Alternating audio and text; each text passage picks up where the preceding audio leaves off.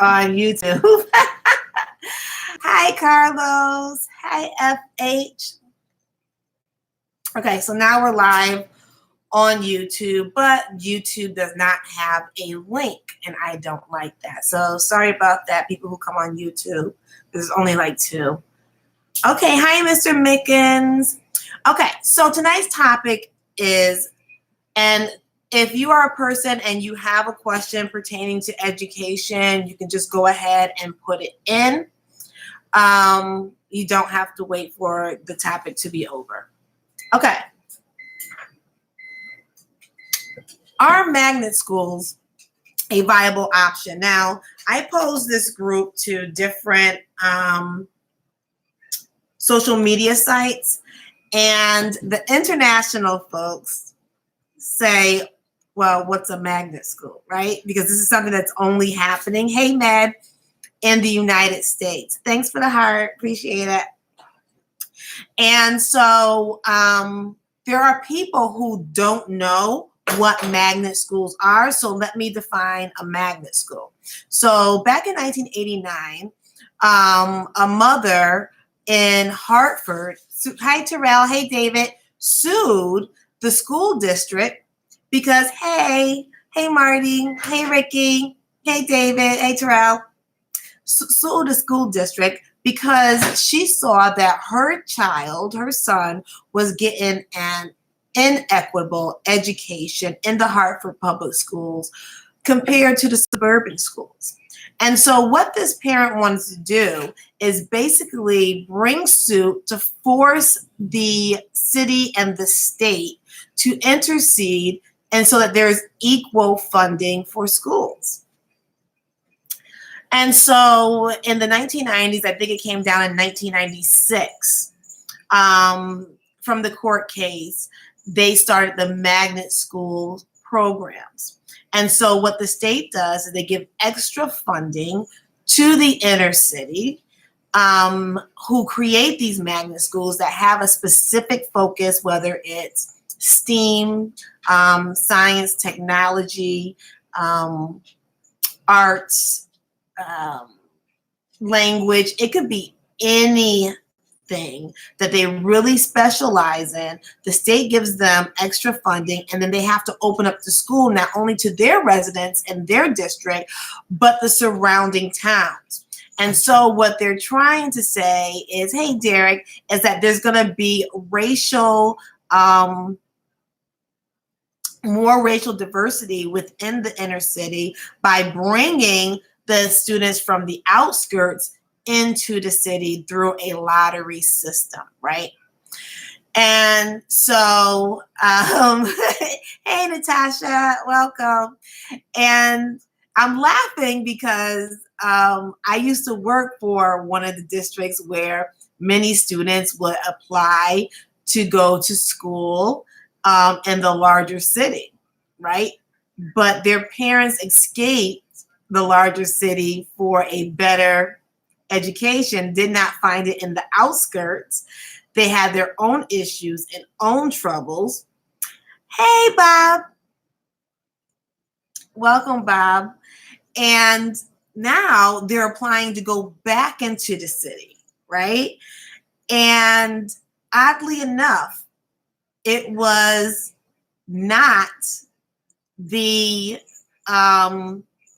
white American students who were applying. It was the Black and brown students who were applying to go back into the inner city in these magnet schools. So in terms of bringing more diversity and racial equity within the schools, complete failure. Did not happen. Hey, Jessica. Hey, Nancy. Welcome. And as a matter of fact, hi, Bob. Do I think Trump's views on education is good?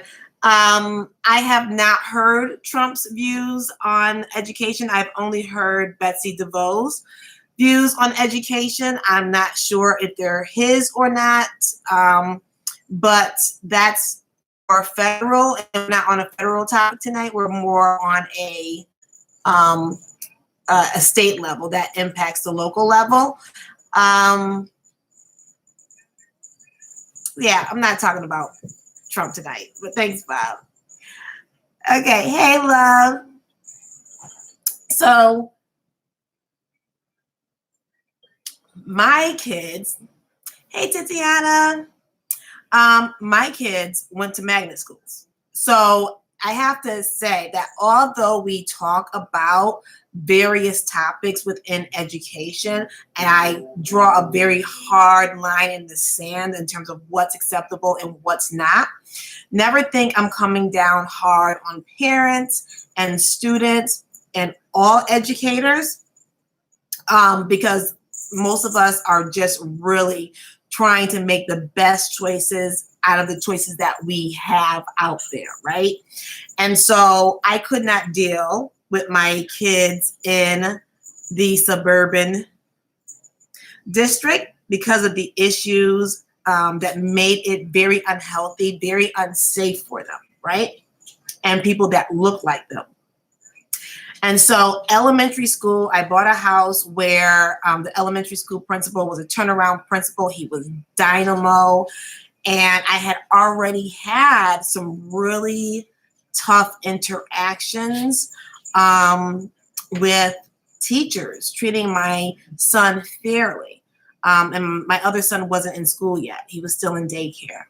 And so because the school had a large Black and brown population, they really treated the kids and the parents poorly because of their perception of what Black and brown people bring to the table, right? Hey, Fonz. And so like me as a teacher, and I'm like young and I'm hopeful and I'm enthusiastic and this is a new area, and then having to face that. Hi, Marquise. It was daunting. So when I started looking for a house, I looked for a house particularly in this school district because of the principal, right? And the principal was so dynamo. I saw him in a meeting check a teacher, student, and the parent. So you know that he's fair, right? Because like we all have a vested interest in the kids doing well. So, and he recognized this, and he was actually a white male, middle-aged male who grew up in the hood. So he had an understanding, a love and a passion for all people. He was just a really overall good guy. So I bought the house in that district because I was not playing with my kids being somewhere else. But the problem with that is that what if that principal leaves? Then what? So then my kids went through that whole school. No, I had no issues whatsoever, none. And then it was time for middle school. And then the culture came in for the middle school. We were in a district where they went to a middle school that had a high Black and brown population. It was in a Black and brown neighborhood.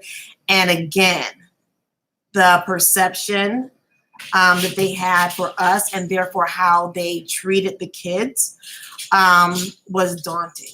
And I had to move my kids. I knew it was unsafe for them emotionally, mentally. And so what was the option? Not charter school, magnet school. Hey, Diggins, magnet school. And so my kids went to the magnet schools in New Haven, and it was a godsend, okay? Compared to what they had to deal with in my home district, they were so much safer. They were so much safer. And now no school is perfect, but they were definitely safer in a godsend. And so I asked people whether or not magnet schools are a viable option to help cure the woes that impact the inner city, right? And so nobody responded on Facebook. Now they'll respond to gay folk. They'll respond to Latinos. Hey, Rob, but they don't respond to general questions about magnet schools. I wonder why. So, but I did get a few responses from Snapchat. Snapchat be killing y'all. Oh, Juju, my edges. Look for them. He said he can't find my edges. Oh Lord. Okay, whatever. Okay. So, and nobody went into detail. Ed said no. Thomas said no. Hey, Nitris. And Jason, who's from the UK, said, what are those? Hey, Sharia. He's like, what are those? And so he asked, are they working, right? And so nobody really has a response, so I'll just go ahead and give my response. No, they are not a viable option. So if we go back to a few weeks ago during Woke Wednesday when we were going through the Miseducation of the Negro, Carter G. Woodson's book, and how during integration, things got really muffled, right? And so the plight for equitable education became a plight for Blacks being able to go to white schools. And that should have never been the scenario, right? Yes, people should be able to move where they want. Hey, Hardy, where they want. Yes, that is a fight. But it got misconstrued, right? And so within that battle for equitable schools, we ended up having integration of schools, and it was forced integration where Black children had to go basically in chunks over time to white schools where they were not welcome by the community, by many of the students, and most of the staff. This government who has historically, and then it gets turned and twisted, and it makes things worse for Black students, and Black educators lose their jobs, right? And so now you look at this parent who wanted an equitable education for her child, brings a lawsuit to force the government to do something, and what do? Again, they finagle around it, they skirt around it, and they come up with something that does not curtail the woes in the inner city. And I'll give you a prime example. Last year, my grandson, Kyer, he went to kindergarten. And so this is a big deal. It's the first day of school. So me, my sister, his mom and dad went, and it was a big family affair. And I'm looking at the classroom. There are no smart boards. There are no smart boards. It's 2018 because it was last year. No smart boards. And my sister is handicapped. They had no handicap parking, and the school was not handicap accessible. And if a kid lived across the street, the kid would have to be bused. If they needed accommodations, would have to be bused. But right up the street, when I say right up the street, I mean a quarter of a mile. Hey, Hamza. Oh, Hamza. Sorry. Hi. Quarter of a mile. Brand new facility. Magnet schools. Multiple handicap parking.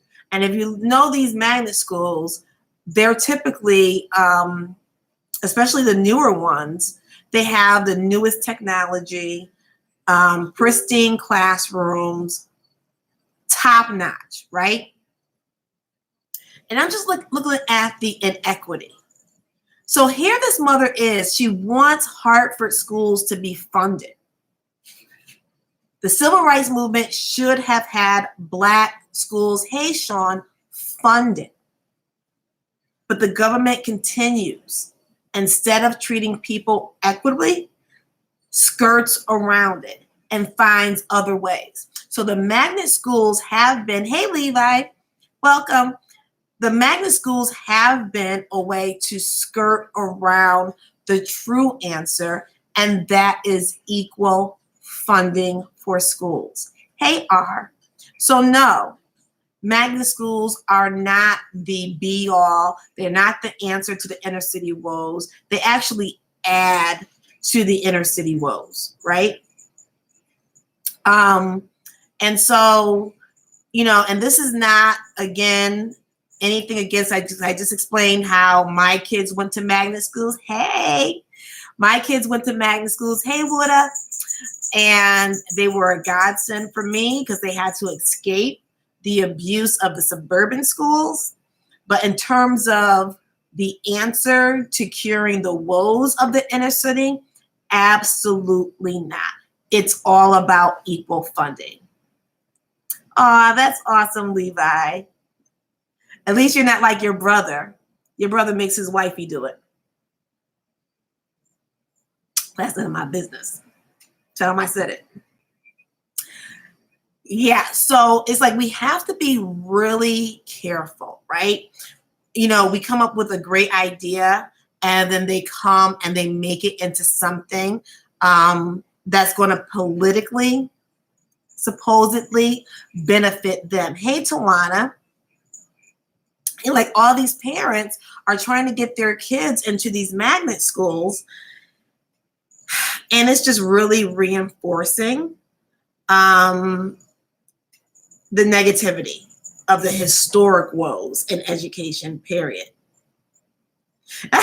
Yes, definitely send him that message because he put up that post about all the things that his wife does, and I was like, okay, so then what do you do? But I was messing with him. So it's like it's that catch-22. But I don't think as parents, as educators, as students, even if we make the choice to send our kids to a magnet school, we shouldn't think of them as the answer. We have to keep pushing the envelope for a better solution. Which brings me. Okay, I'm so ignoring. We got one person on YouTube. Hey, I know who you are. I know the one person on YouTube because I called you out on Facebook, and so I guess you went to YouTube so you can have some anonymity. So anyway, so Little Pro Education Group has a huge announcement, and we're going to start pushing that announcement this week, or giving you little tidbits about the big reveal. And like within a week and a half, we should do the whole uncovering. And I'm so flipping excited. It's going to give parents another viable option. Because a lot of parents, at the end of the school year, they are just livid. They're done. They've, been through so much during the school year. They're not satisfied with schools. And then the summer comes, everybody's feeling good, and then they forget. And they're thinking new year. Everything's brand new. Book bags brand new, markers, pens, pencils brand new, clothes, uniforms are brand new. They got a new attitude.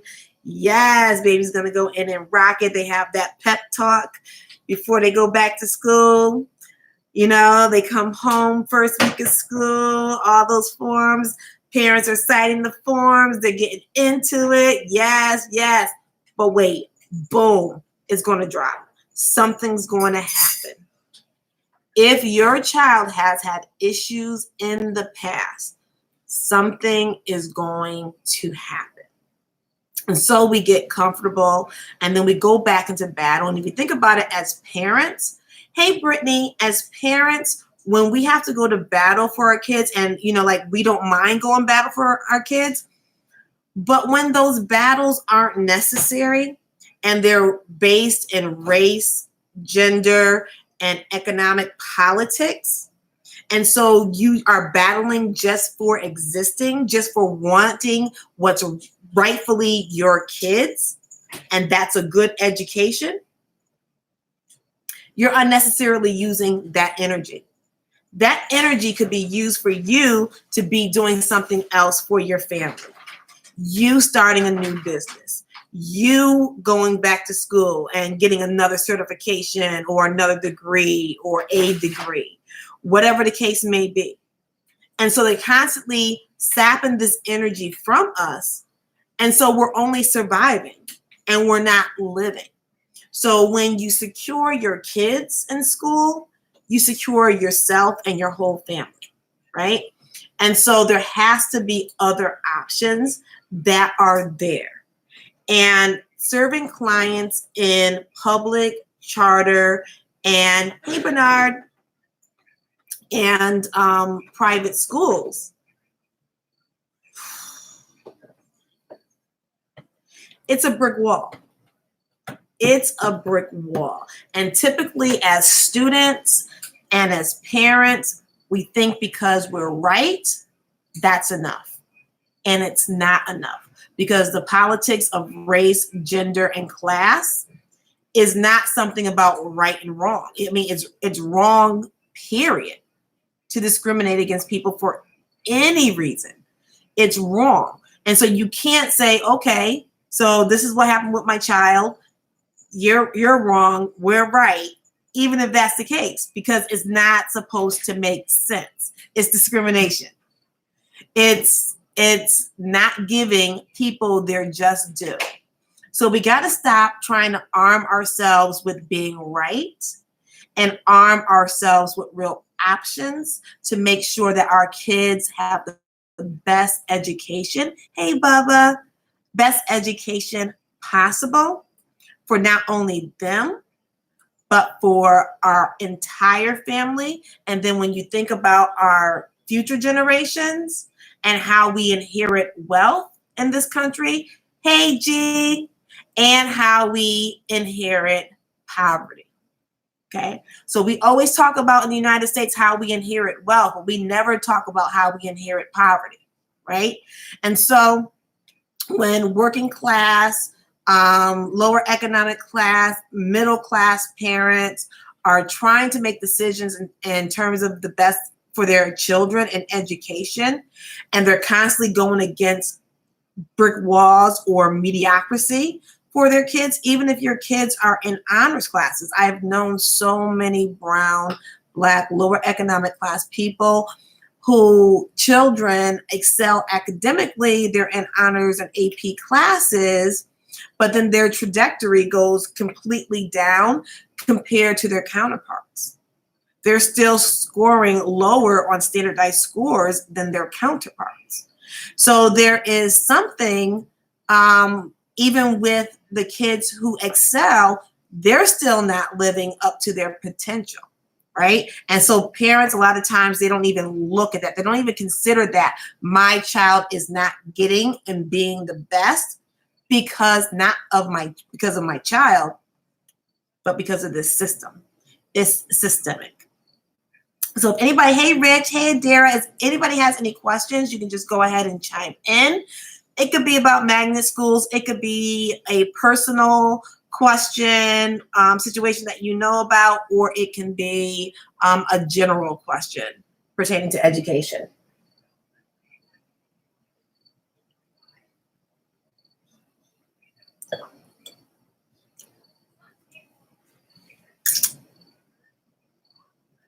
Anybody? Anybody? I asked my son to go get my the edges. He said he couldn't find them. You always talk about my edges. That's okay. Hey, does anybody have any questions? No questions?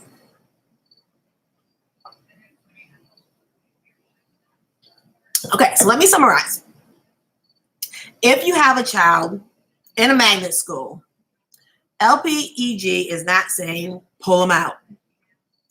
We're just making sure that you are abreast of the history, its connections to the roots of integration, and that even if that school is great, and I will tell you, I've been in several magnet schools.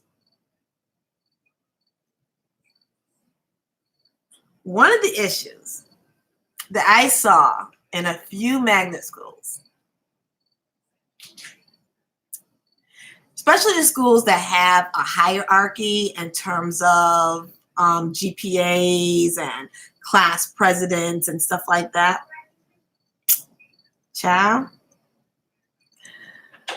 the white kids from the suburbs will come and take those slots. They take the higher GPAs. They take so they're class valedictorians, salutatorians. They take the class presidency, even though it's voted on by the kids. You have to look at how the politics of race. And some people think that it's because the white kids are smarter, the Asian kids are smarter, the Middle Eastern kids are smarter. And it's not.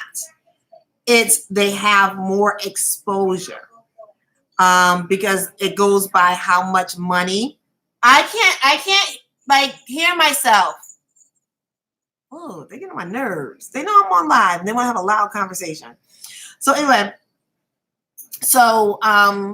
how well a student does is directly connected to how much money the parents make.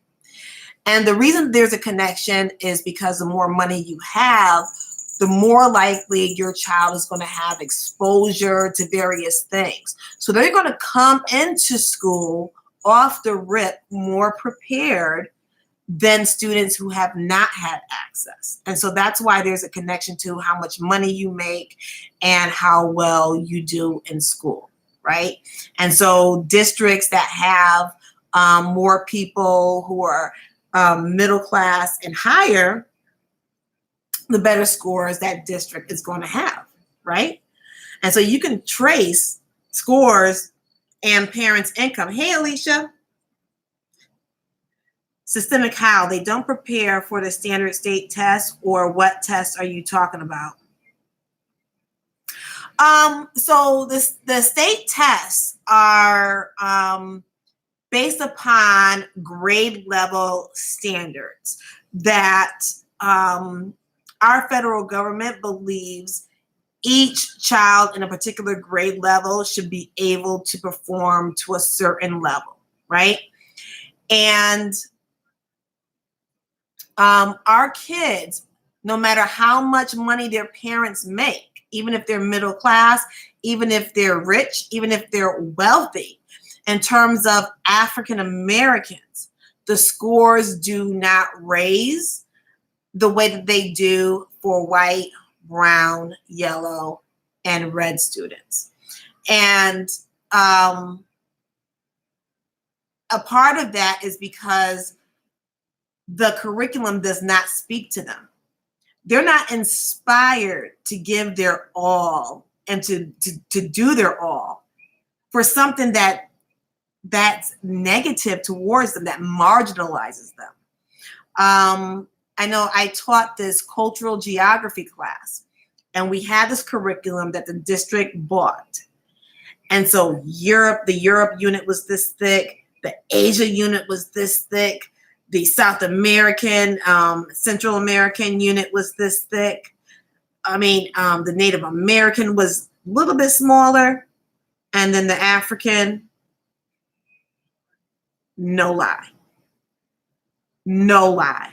So if we're not important, if we're not visible, If we're not smart, how can I even know that I'm smart? How can I even be inspired to do my best? It's good enough that I got into the academic or the honors or the AP class, right? And so that's how come it's systemic. It is the curriculum. It is the extracurricular activities where our students have to compete and fight against others, and the others are given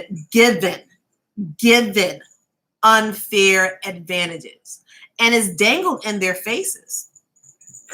And I gave the examples of when this Black girl was voted in for class president, which is a huge honor. Unlike kids think that it's just a popularity contest. Yeah, well, that popularity contest is going to get you a long way in terms of your college applications and being able to speak at commencement. So, along with the valedictorian and the salutatorian, typically at most schools. And when she won, the advisors, who were both white, made them do a revote.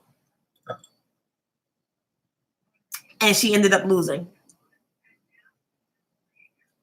And a white female won.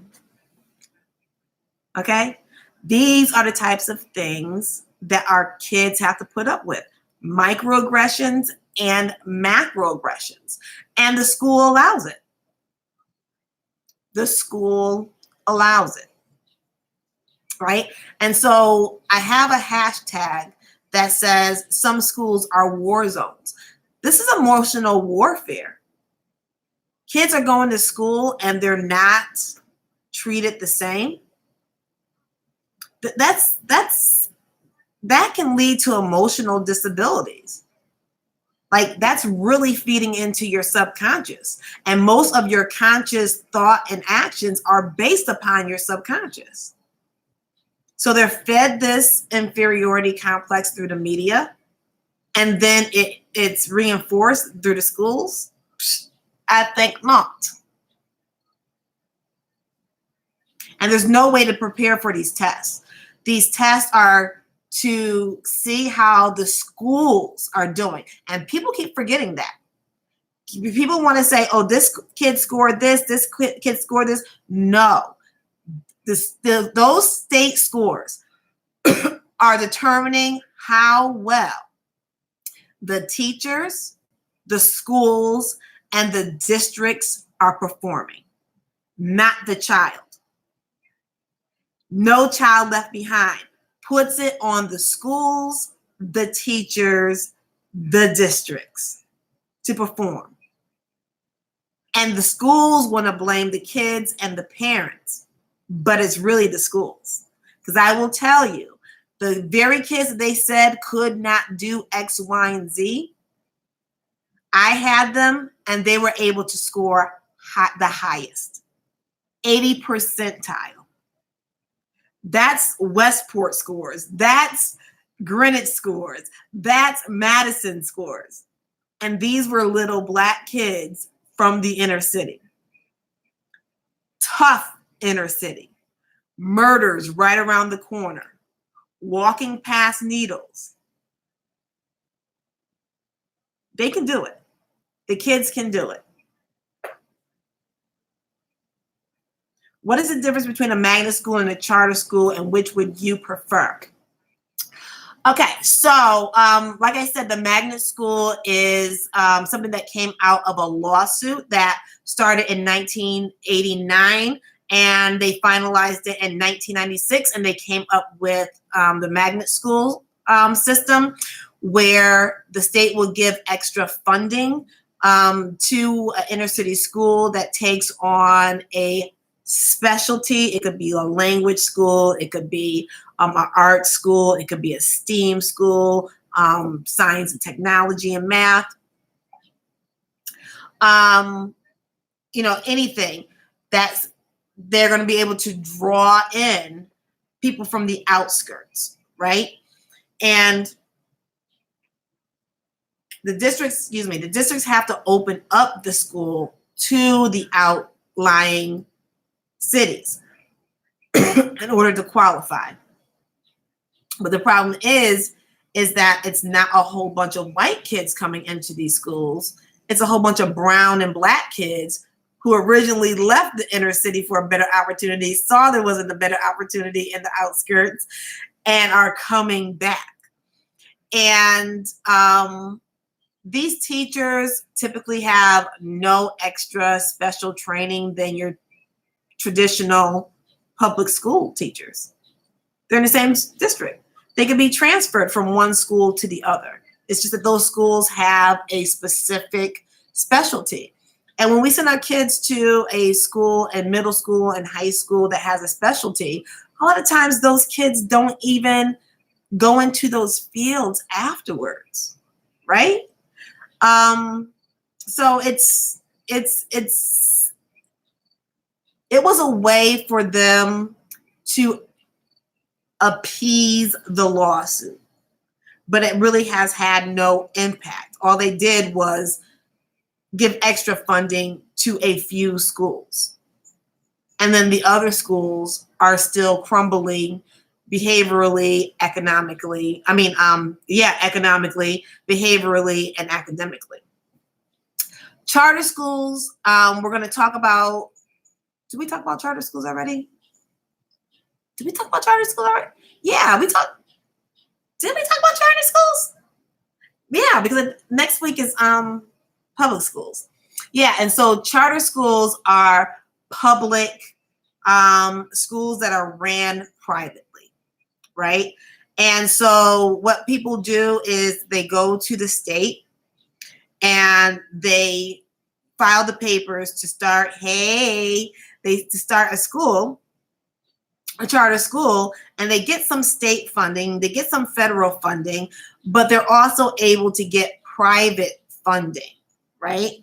And so they run them and with the promise that they're going to have better outcomes, especially in terms of the standardized scores, attendance, just all around better outcomes for students and families. There's a lot of schools, magnet and charter, you would see they have websites, and of course the website is going to glorify all the good things, but there's a lot of cruddy things that are going on in both.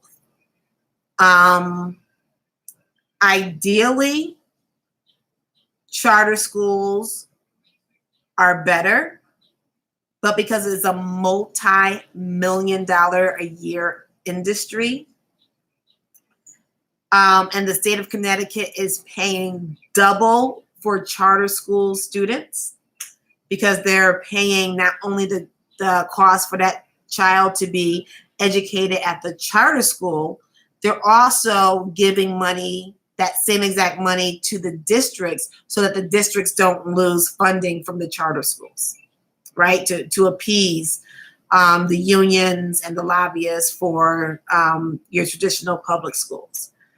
And so no charter school in Connecticut is getting the results. They're getting higher scores than a lot of the traditional public schools, but they're not getting the results that they want to get, right? They're promising to get rid of the educational achievement gap between the suburbs and the inner city, which is like 70, 80 percentile proficient on the state examinations. A lot of the inner city schools are getting in the teens, low 20s. Some of these schools are getting 30s and 40s percentile. So they're making achievements, but these kids go to school. They're at the bus stop 6 to 6 something in the morning to be to school by 7:15.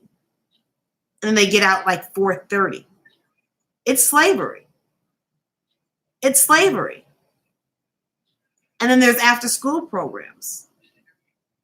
These kids are in school all day, and there are like kids who are walking around in kindergarten, kicking lockers, having temper tantrums. The kids don't like it. if the kids don't like it, you have to listen. Now, and when I went to real estate school, there was a fellow student who was a parent, and it was summertime, and she was actually on the parents board for her charter school, and her son was stressing out because it was time to go back to school and he didn't want to go. How many kids do you know do not want to go back to school? By the time they had that 2 months off and they got all their back to school stuff, they're like ready to go. They're excited about something. They're excited. Hey, get down. You think he's slick. They're excited to see their friends. They're excited to, meet their new teachers, see their new classroom. This kid was stressed out. And I have also talked to social workers at some of the charter school, high schools. And so the potential for self-harm is extremely high because the stress factor is extremely high. And self-harm is anything from cutting to thoughts of suicide. So I'm going to say near one. Hey, Juju, get Louie. Oh, rat. He get on my nerves. Oh, wait, there's mad comments. Okay, wait. Okay, so I hope that answers your question, Marquise. Hey, Calandra. Hey, Henry. Thank you, Henry. Okay, Levi. Hey, Tiffany. Hey, Lucinda. Welcome back. Hey, Elvin. Okay, are there any more questions?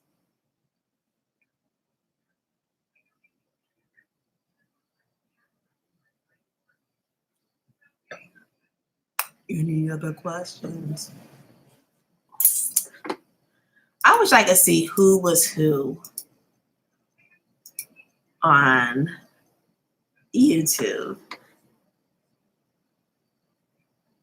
The person on YouTube, can you say something?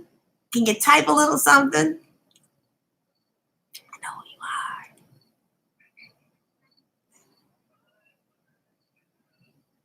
I hope I didn't miss anybody.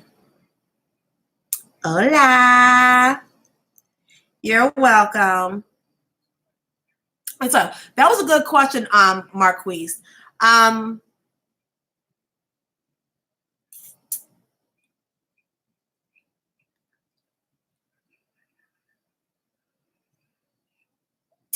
Wait for our announcement. I got so ish. Wait for our announcement. I'm so excited. All right. So that's it for me tonight. I am going to go see what's in that kitchen. Because if anybody is followed my Facebook page, I cooked today. And I did not include Spanish rice. I don't think I included that, and cornbread. So I got down in the kitchen today. And this is the first big meal, like huge meal that I made in months. No. I made here in this apartment. Hey, Simona. Welcome back. And it felt good. All right, so that's it for me tonight. If there's no more questions, if there are and I didn't get them, I will definitely answer them on Wednesday. All right, everybody, thanks so much for coming. Bye, Periscope. Bye.